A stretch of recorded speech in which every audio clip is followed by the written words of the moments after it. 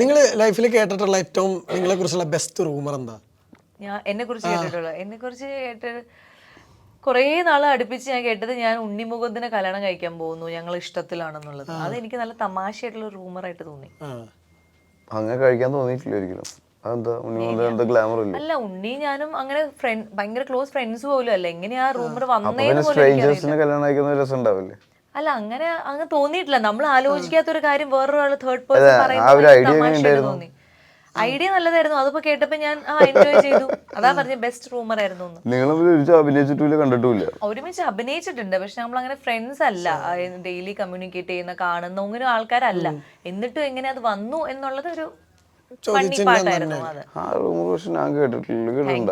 ഞാൻ കേട്ടിട്ടില്ല കേട്ടോ. അല്ല, ഷൈൻജിയുടെ കൺഗ്രാറ്റ്സ് ഞങ്ങൾ വേറെ സംഭവം കൂടെ ഞങ്ങൾ ഇങ്ങനെ കേട്ടു. ഈ അടുത്ത് ഒരു ആക്ട്രസ് ഇങ്ങനെ ഗെറ്റിംഗ് മാരിഡ്. ഞങ്ങളിങ്ങനെ കേട്ടു. സോ അത് സ്വാസിയുടെ പേര് ഭയങ്കരമായിട്ട് ഇങ്ങനെ പറയുന്നുണ്ടായിരുന്നു. ഞാൻ എത്ര പ്രാവശ്യം കല്യാണം കഴിച്ചു നിങ്ങൾക്കറിയോ? ഉണ്ണിമുകുന്ദൻ, മണിക്കുട്ടൻ, പിന്നെന്താ, പിന്നെ നമ്മുടെ സിംഗർ ശ്രീനാഥ്. അല്ല, ശ്രീനാഥ് എന്ന് പറഞ്ഞൊരു സിംഗർ ഉണ്ട്, മ്യൂസിക് ഡയറക്ടർ ഉണ്ട്, മമ്മൂക്കയുടെ കുട്ടനാടൻ വ്ലോഗൊക്കെ ചെയ്തത്. അത് പിന്നെ എന്റെ സീരിയലിൽ ഉണ്ടായിരുന്ന ഷാനവാസ്. അങ്ങനെ ഞാൻ കുറെ പേരെ കല്യാണം കഴിച്ചുകൊണ്ട് എപ്പോഴും റൂമർ ഇങ്ങനെ വരും. കാരണം ഞാൻ അറിയാതെ ഒരു ഇന്റർവ്യൂവിൽ പറഞ്ഞു എനിക്ക് കല്യാണം കഴിക്കാൻ ഭയങ്കര ഇഷ്ടമാണെന്നും ജനുവരി മാസത്തിൽ ഞാൻ കല്യാണം കഴിക്കുന്നു ഞാൻ എപ്പോഴോ പറഞ്ഞു. അതേപോലെ തന്നെ അല്ല, ഇതൊരു ജനുവരി മാസമാണ്. എന്നായിരിക്കും ഈ പറഞ്ഞ റിയൽ റൂമേർഡ് കല്യാണം? അതറിയില്ല. ഈ എല്ലാ ജനുവരിയിലും ഇതേപോലെ റൂമർ പൊങ്ങും. അത് നടക്കട്ടെ. ജനുവരി 25-30 കല്യാണം കഴിക്കാൻ ഇഷ്ടം. എല്ലാവരുടെയും നാവിൽ സരസ്വതി വിളങ്ങട്ടെ. അല്ല, അങ്ങനെ കേട്ടു. ഭയങ്കര സ്ട്രോങ് ആയിട്ട് ഇങ്ങനെ ഇങ്ങനെ ഇങ്ങനെ ഇങ്ങനെ കേക്കുന്നുണ്ട്. പ്രേമിച്ച് കല്യാണം കഴിക്കൂ, അതത്രേ ഉള്ളൂ. ആണോ?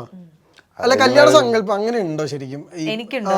ഉണ്ടാവും കല്യാണം. എല്ലാവർക്കും ഇപ്പോഴത്തെ ആൺകുട്ടികളെക്കാളും കൂടുതൽ പെൺകുട്ടികൾക്ക് അയാളെ കണ്ട് അറിഞ്ഞ് ഇടപഴകിയിട്ടൊക്കെ കല്യാണം കഴിക്കാൻ അവർ റെഡി ആവുള്ളൂ. കാരണം ഒരു പരിചയമില്ലാത്ത ഒരാളുടെ കൂടെ ജീവിക്കുക, അല്ലെങ്കിൽ ആ വീട്ടിൽ പോയി ജീവിക്കുക എന്ന് പറഞ്ഞു കഴിഞ്ഞാൽ നമ്മളല്ലല്ലോ ജീവിക്കണത്. അപ്പൊ ഈ ഞങ്ങൾ കേട്ട റൂമേഴ്സ് ഒക്കെ വെറുതെ ഇരിക്കുമല്ലേ?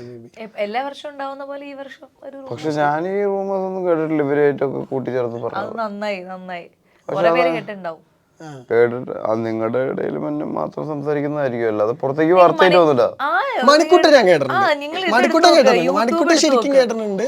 ഉണ്ണിമുകുന്ദൻ കേട്ടിട്ടില്ല. ഉണ്ണിമുകുന്ദൻ കോവിഡിന്റെ സമയത്തായിരുന്നു. ആ ഒരു വർഷം മൊത്തം ഉണ്ണിമുകുന്ദനായിരുന്നു. കോവിഡിന്റെ സമയത്ത് നിങ്ങൾ അങ്ങോട്ട് കാണുന്ന കൂടി ഇല്ലല്ലോ. അതല്ലേ ഞാൻ പറഞ്ഞത്, ഇത് എങ്ങനെ സംഭവിച്ചു എന്ന് എനിക്കറിയില്ല. ഉണ്ണിമുകുന്ദന്റെ വീട് എവിടെയാ? പാലക്കാടല്ലേ? ഒറ്റപ്പാലം. തന്റെ വീട് എവിടെയാ? മൂവാറ്റുപുഴ. ഓ, അത്ര ദൂരം. മേ ബി റിയൽ സംഭവിക്കട്ടെ. അടുത്ത കല്യാണം ഇപ്പൊ ഷൈൻചേട്ടാ, ഇപ്പൊ ഈ പറയുകയാണെങ്കിൽ ഇപ്പൊ കല്യാണത്തിനെ കുറിച്ച് പറയുമ്പോൾ എപ്പോഴും പോയിന്റ് ഓഫ് വ്യൂല് വരുന്ന ഒരു പോയിന്റാണ് ശ്രീധനത്തിന്റെ ആയിട്ട് ബന്ധപ്പെട്ട ഒരുപാട് കാര്യങ്ങൾ. സോ അതിനെക്കുറിച്ച് എപ്പോഴും ഭയങ്കര റെലവെന്റ് ആയിട്ട് നിൽക്കുന്ന എത്ര വർഷം കഴിഞ്ഞാലുള്ള ഷൈൻചേട്ടൻ എങ്ങനെയാണ് അതിനെ നോക്കിക്കാണുന്നത്, ശ്രീധനം എന്ന് പറഞ്ഞിട്ടുള്ള ഒരു ടോപ്പിക്? നമ്മൾ കൊടുക്കാൻ ഇഷ്ടമുള്ളവർ കൊടുക്കുക, ഇഷ്ടമില്ലാത്തവർ കൊടുക്കാതിരിക്കുക അല്ലേ? ഇപ്പൊ ഈ ഡിവോഴ്സിന്റെ സമയത്ത് ഭാര്യമാർക്ക് കാശ് കൊടുക്കണം എന്തിനാ?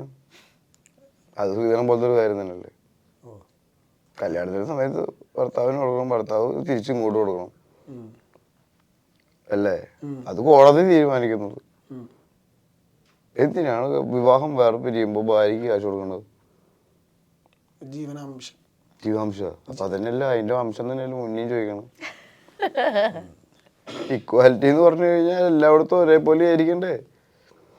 അത് ഞാൻ പല കേസിൽ ഞാനും കൊടുത്തിട്ടുണ്ട് ഡിവോഴ്സിന്റെ സമയത്ത് കാശ്. ജോലി ഇല്ലാത്തവരാണെങ്കിൽ ഓക്കെ, ജോലി ഉള്ളവർക്ക് കൊടുക്കാൻ പറയും കോടതി അല്ലേ? ഞാൻ കേട്ടിട്ടില്ലേ? നിയമപരമായിട്ട് കൊടുക്കണം. എന്തിനു കൊടുക്കണം? രണ്ടുപേരും തുല്യരല്ലേ? രണ്ടുപേരുടെയും ജീവിതം വേറെ പിരിയുന്നു. ഒരാൾക്ക് എന്തിനു കൊടുക്കണം? ഒരാൾക്ക് എന്തിനു കാശ് കൊടുക്കണം തന്നെ കെട്ടണം എന്ന് പറഞ്ഞിട്ട്, ഒരാൾക്ക് എന്തിനു കാശ് കൊടുക്കണം എന്നെ വേറെ പിരിയണം എന്ന് പറഞ്ഞിട്ട്. ഇത് രണ്ടും രണ്ട് സംഭവം എങ്ങനെ നടക്കുക? അല്ലെങ്കിൽ രണ്ടും ഇല്ലാതെയാക്കണ്ടേ? വിവാഹത്തിന് സ്ത്രീധനം കൊടുക്കാൻ പാടില്ല, കൊടുക്കുന്നില്ല. കുറേ പേര് പറയും ഞങ്ങൾ ഞങ്ങളുടെ മോൾക്കുള്ളതാണ് കൊടുക്കണേന്ന്. കുറേ പേര് പറയും ചോദിച്ചു വാങ്ങുന്നതാണെന്ന്. അങ്ങനെയാണെങ്കിൽ അപ്പുറത്തെ സൈഡിലും അങ്ങനെ തന്നെ ആയിരിക്കും. അങ്ങോട്ടും ഇങ്ങോട്ടും കൊടുക്കാൻ പറ്റില്ല, കൊടുക്കാൻ പാടില്ല. പിന്നെ ആ പെൺകുട്ടിക്ക് ജീവിക്കാനുള്ളതാണ് നമ്മൾ കൊടുക്കുന്നതെങ്കിൽ അത് ജോലിയും അല്ലെങ്കിൽ അങ്ങനത്തെ അവസ്ഥയുള്ളവർക്കായിരിക്കണ്ടേ നമ്മൾ കൊടുക്കേണ്ടത്.